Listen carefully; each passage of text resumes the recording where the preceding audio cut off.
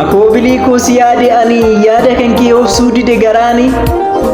Simaafuu lagarraa na maqsanii kichuu biqilaa san goggogsanii. Galma keenya nurraa fageessanii dhugaa jaalalaa san balleeysanii.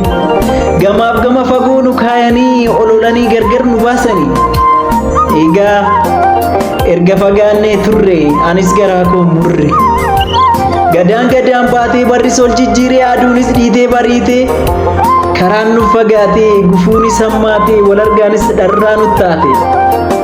Qalbiin koo dheebuttee asiif achi kaattee ba'aa hedduu baattee. Ansiifuu burraaqe bakka hedduu dhaqee dheebuu kee carraaqe. Barbaacha kee tanan fiigee siif jecha miilli koo dhiige. Dheebuu laphee natti taate maal qaba yoo natti baate. Coccophaa imimmaanii kan ija koorraan qoorre. Dirmammuun qaama kootii dacha'ee tarree. Ati yaa simboo koo maalumaaf nan agarre. Sirraa fagaadhee jiraadhee madaa garaa kootti baadhee. Ayyaada keen dhukkubsadhe dawaasaa yoomiin argadhe. Wal'aansa kee barbaadeera waggaa hedduu si yaadeera.